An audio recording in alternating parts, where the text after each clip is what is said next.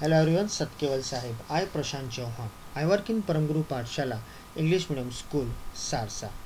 Today I will continue chapter 1st of OCM Standard 12. The unit is Nature and Significance of Management. Topics will be covered in this presentation are Importance of Management and Management as a Science, an Art and a Profession. Let's start with some of the basic information about importance of management.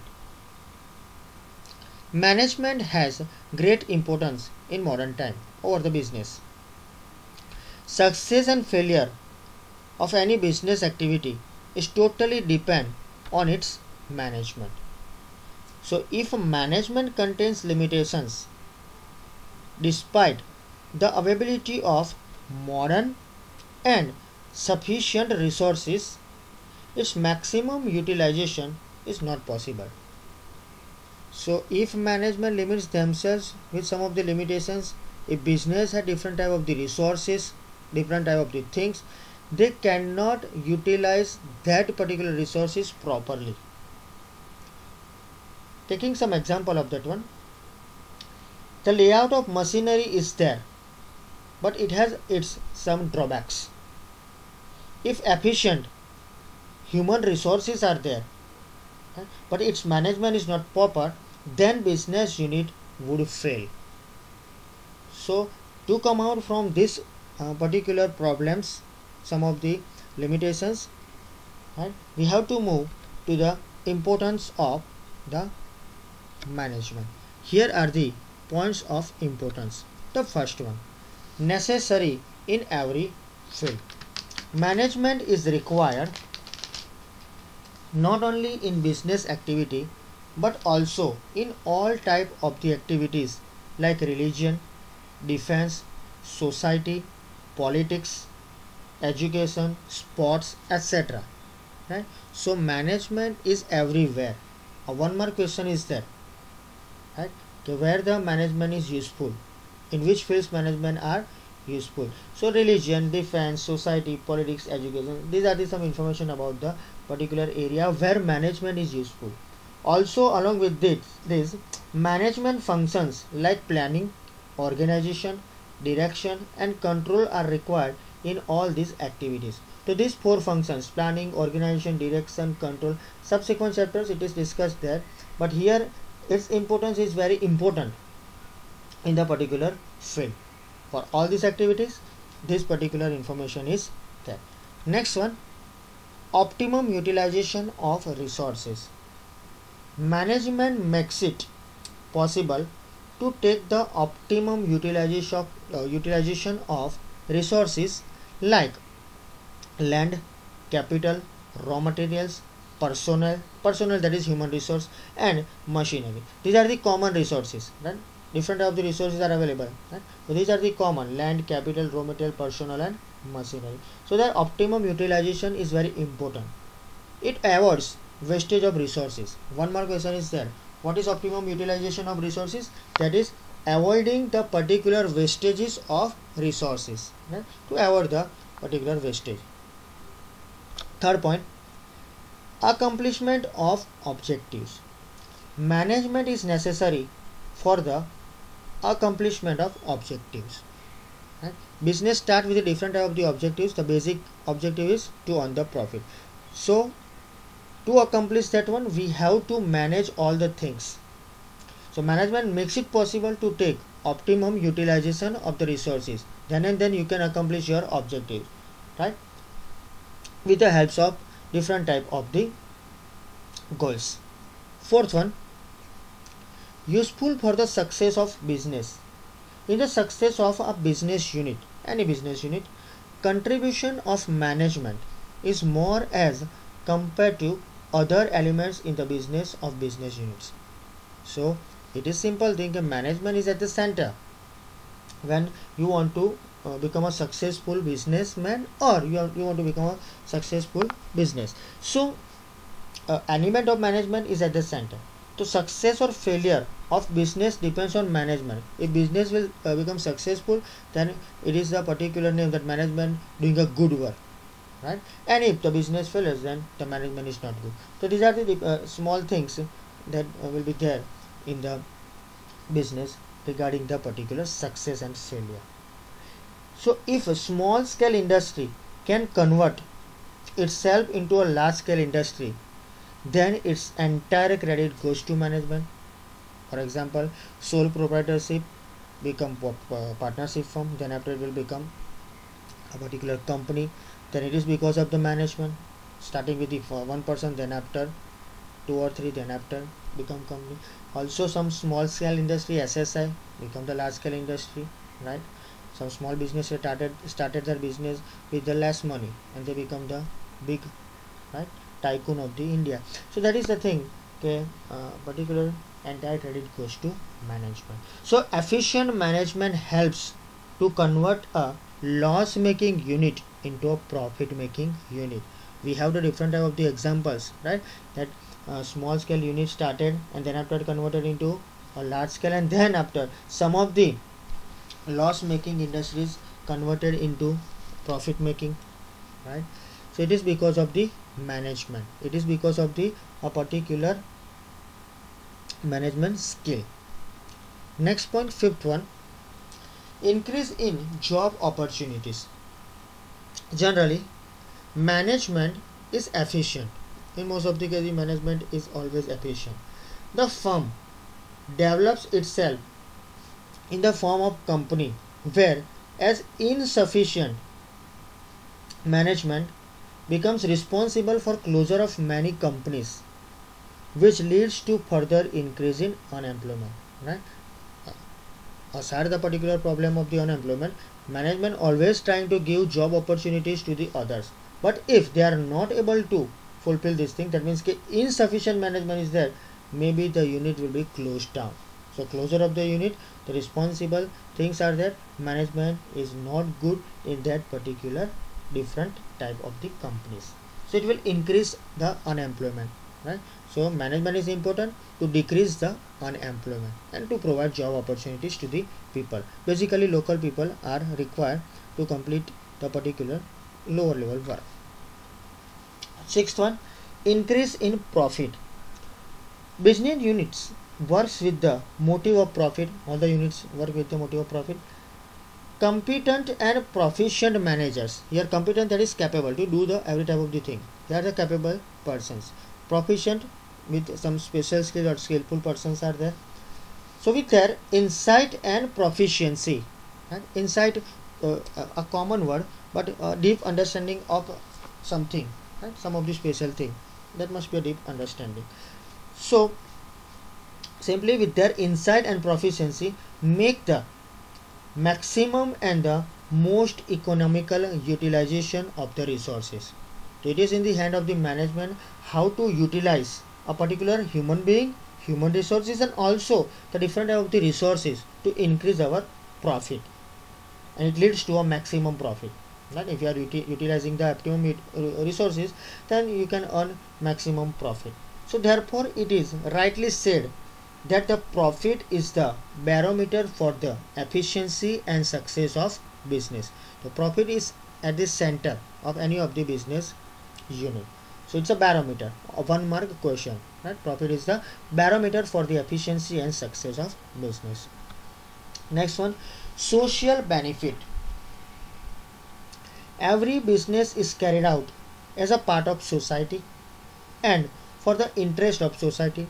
Okay, business start with the society, right? Continue with the society and taking the benefit from the society. So it is start with the society and interest of the society is there. By using resources of the society, we are using different of the resources of the society, right? So management works in the favor of the society. Positively they have to favor the society. The success of any business increases the wealth of the society, right? And also not only the wealth, welfare of the society is also increasing because of the good management. So wealth and welfare will increase of the society, are good things. Business unit produce goods and services at low cost. Right? Low cost, that is not every time the low cost is there, but they are trying to put the low cost because they want to earn profit, but by giving more and more benefits to the society, low cost is required. So this provide goods at the reasonable rate possible, at the reasonable rates are available, and then after results into welfare of the entire society. After providing the goods at the lower cost, they are not making any type of the losses, right? But they are making the profit, but at the lower cost, right, for the welfare of society. Next and last one, that is national motive. Management is essential to take maximum utilization of untapped human resources. Some of the resources are untapped, still it is not utilized, still it is not found out, so that is untapped. The untapped resources and factor of production, land, labor, capital and entrepreneur are common. So factors of production for the economical lower rates, social, right, and also national development of an economy. So 3 points are there: production for the economical, social and national development of an economy. So this management, if doing the good work, it is directly connected with the national motive. So these are the some common points of the importance, right? Once again I am reading out all the points. Necessary in every field, optimum utilization of resources, accomplishment of objectives, useful for the success of business, increase in job opportunities, increase in profit, social benefit, and last one, that is national motive. Moving towards the next point, management as a science, an art and a profession. Starting with the management is a science. What is science? Before starting, management is a science. What is science? Science means systematic and specialized knowledge. There must be a one system, right? And also specialized knowledge is required in science. Science is a subject, right, where rules and principles are there. There must be a rule, right? Different type of the rules are there and principles are there. Also cause effect relationship. Cause effect relationship, that is a thing where events and things, that is one is the result of the other or others, that is cause effect relationship. First one happen, then after second one is depend on first one, events and things. So cause effect relationship is also established through this science. Here management has also some of the characteristics of science, right? So let's discuss that characteristics. The first one, systematized body of knowledge. So management has one type of the systematized body of knowledge. All the people must have the knowledge regarding a particular thing. Also it has a universality, acceptable or applicable to all, right? Next one, based on collection of on facts, right? So totally based on the facts, right? Not on imaginary data. It should be, or it must be, on facts. Cause and effect relationship also is a part of characteristics. It is already discussed. Next one, analysis, right?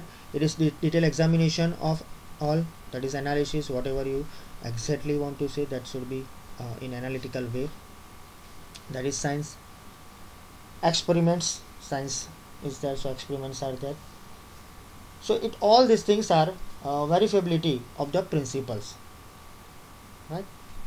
So like science, management has its own specific principles, right? It has their own specific principles, right? And we have to looking after the principles for the our management. Through these principles, coordination of human resources are at the large, so they must be coordinated with each other. Machine, right, also coordinated, capital and method, so etc. is done through the particular principles. Thus management is a science, right? If 2 more question is there, management is a science, explain the particular sentence. You have to write down all these things, right, in a systematic way. One sentence is there, one particular information which is provided by or given by, according to George Terry, Dr. George Terry, science teaches one to know. So science gives the information how you will know about the things. Science teaches one to know. So these are the basic information about the management as a science. Next point, management is an art. How? So art means employment of skills and expertise of an individual. So there must be a particular skill in the individual to complete the work. But to implement the skill, right, you have to put into practice the skill. Right? One should have also theoretical knowledge. Not only the practical knowledge is required, right, but also theoretical knowledge is required. So during practical application of management, different type of the rules and principles, personal skill, insight, and also some of the basic cleverness is required. Once again, I am repeating the thing. During practical application of the management, you have to put into practice, right, whatever the management rules and regulations or principles are there. There must be a personal skill of yours, insight, right, and the another thing, that is cleverness. So it plays an important role. So once again I am telling you, only theoretical knowledge is not sufficient. For the implementation of knowledge, technical art is necessary too. So there must be a one particular technical art is required. So the manager needs to make necessary changes as per the personal skill and proficiency. He will able to do the things, right? At per his choice he can change the particular things. Necessary changes are made. Once again here, the particular information about the art. According to Dr. George Terry, art teaches one to do. What we already discussed about the science, science teaches one to know. So whatever you know, whatever the knowledge is with you, it should be done. It should be teaches with the help of the art. So art teaches one to do the work. So after coming up the conclusion with the discussion of science and art, management is neither science nor an art, right? But it is a sweet combination of both, combo of science and art, right? So knowledge is there, right? Art is there, both will together, it will become management. So management is not only or neither science nor art, it is a sweet combination of both. Also management is neither a pure science like physics. Physics is a pure science, so it is not like pure science, right, nor a pure art like sculpture. So here another thing is, it is not a physics, pure science, or not sculpture, pure art. So it's a combo of both. Last point about of this particular discussion, that is management is a profession. You know that a profession is an activity where specialized knowledge is required, right? So this specialized knowledge is always acquired through the particular degrees. The profession is an activity where specialized knowledge is acquired and it is used for the welfare of the entire society. It should be used for the welfare of the society. When you are the particular person with the profession, right, in return you will get the fees. The fees are charged, right, in return. Some of the examples of this profession: doctors, lawyers, chartered accountants, CA, engineers. These particular persons are professionals, right? And like other science, arts, right? Profession is also one field. So here some of the basic characteristics of the professions are there. First one, requires specialized knowledge. As per nature of profession, specialized knowledge is required in a particular area. For example, LLB for the profession of lawyer. LLB, that is Bachelor of Legislative Law, right? Also MBBS, MD or MS degree for profession of doctor. right? So same as in our management, for the management, BBA, Bachelor of Business Administration, and MBA after the completion of BBA, Master of Business Administration required for the particular specialized knowledge of management, right? Keep in mind the particular two full form, it will be asked in the examination, right? BBA, MBA, right? So these are the management related degree courses. Next one, next characteristics, increase in knowledge and research. All professionals, right? Management is important. So due to experience and training, there is increase in knowledge and research. Nowadays, more and more knowledgeable persons are there, and they are entering into the profession of a particular area, that is in management, and also they are making some different type of the researches behind that. Third one, professional association. All professionals from their associations, right? They have their own professions, they have their own association, right? Management in the same way has its own association too, and it gives education and training of management.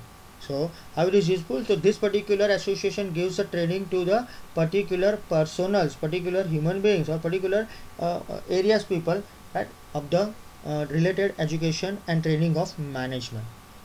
And the particular institution in India, world based institution, that is Indian Institute of Management, right? And it imparts management education in India. One more question, who imparts management education in India? That is IIM. IIM imparts all the information about the education related of the management, right? Different parts of the IIMs are there. IIM A, that is Ahmedabad, IIM B, Bangalore, IIM C, Calcutta, IIM L, Lucknow, right? That list is long. So it works, or it is working at national level and also international level. This institute works for the development of the profession of management. Objective of this institution, right, for the development of the profession of management. Next one, implementation of code of conduct, rules and regulation. Each of the professional associations frame code of conduct. Every association has their own code of conduct. Doctors, right, lawyers, like that.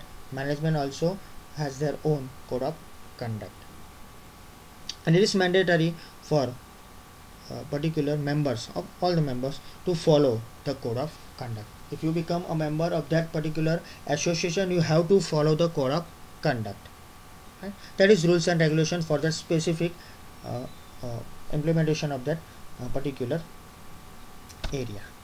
Last one, moral responsibility. Moral responsibility is an important factor in any profession. It's a moral duty. All the professionals must be loyal to their profession. Doctor must be loyal, right, with their profession. Lawyers must be loyal with their profession. Like that, management profession must be loyal to their profession and also need to fulfill their moral responsibility. For example, a chartered accountant must be loyal to his clients regarding the accounting information, and also should not disclose any information of his client, right? That means he has to keep the information secret.